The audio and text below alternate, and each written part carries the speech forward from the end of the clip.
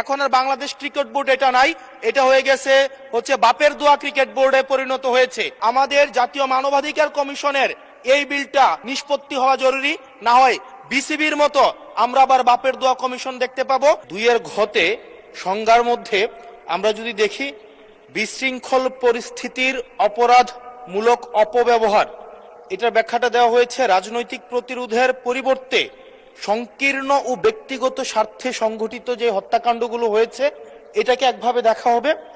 আর আরেকটা হচ্ছে গণতান্ত্রিক ব্যবস্থা পুনরুদ্ধারের উদ্দেশ্য যেই কার্যাবলীগুলো সংগঠিত হয়েছে সেটাকে একভাবে দেখা হবে।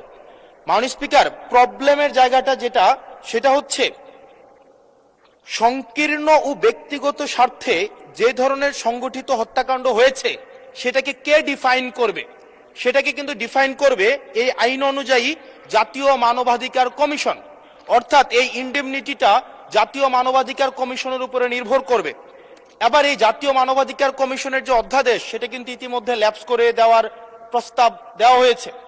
এখন এই জাতীয় মানবাধিকার কমিশনটা এটা যে 2009 সালের অনুযায়ী যদি চলে তাহলে সেটা কিন্তু পুরোপুরি সরকার নিয়ন্ত্রিত একটা মানবাধিকার কমিশন। যেই মানবাধিকার কমিশন বিরোধী দল ও মতকে দমনের জন্য ব্যবহার করা হয়েছে, ভিকটিম ব্লেমিং এর জন্য ব্যবহার করা হয়েছে, যেই মানবাধিকার কমিশন গুম খুনের বৈধতা উৎপাদন করা হয়েছে। মাননীয় স্পিকার, এই মানবাধিকার কমিশনকে যদি আমরা মন্ত্রণালয়ের অধীনে রাখি এবং ওই মানবাধিকার কমিশনের মধ্য দিয়েই যদি আমরা জুলাই গণ অভ্যুত্থানের এই কার্যক্রমগুলোকে বিচারের এবং নিরীক্ষণের দায়িত্ব দেওয়া হয়, সেক্ষেত্রে এই নিরীক্ষণ কিন্তু প্রশ্নবিদ্ধ হবে।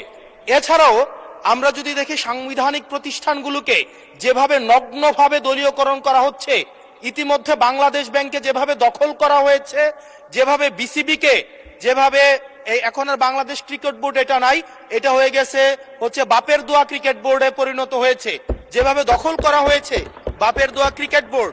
এবং আমি যখন এই জায়গায় কথা বলছি ঠিক এই মুহূর্তে 28 জন বিচারককে মাননীয় স্পিকার তাদেরকে শোকজ দেওয়া হয়েছে।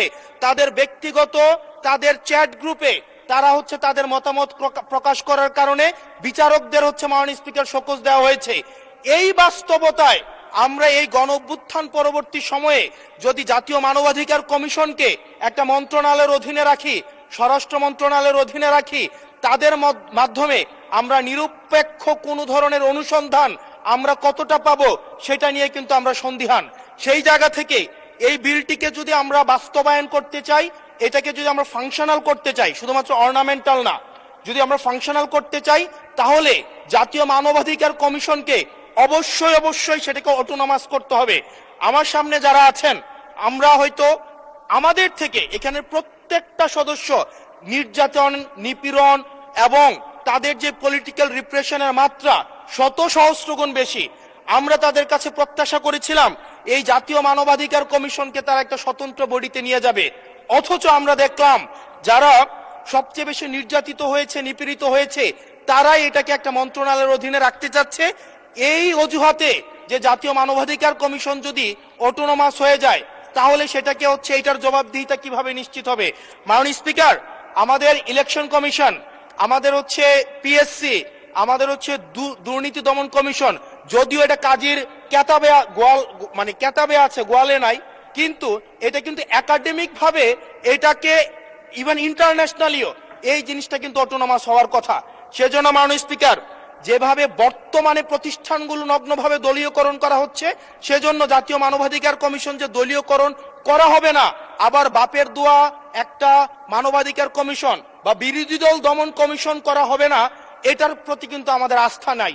সেই জায়গাটা থেকে আমরা আপনার মাধ্যমে আমরা এই আমাদের মাননীয় স্বরাষ্ট্রমন্ত্রী সহ আমাদের এইচপিএম এর কাছে অনুরোধ থাকবে, এই বিলটা পাশ করার আগে যেন জাতীয় মানবাধিকার কমিশনের আমরা এটা যেন ইভেন উনার দলেরও একজন মাননীয় সংসদ এই বিষয়ে বক্তব্য দিয়েছেন এবং উনি পয়েন্ট বাই পয়েন্ট এই বিষয়গুলোকে ব্যাখ্যা করেছেন।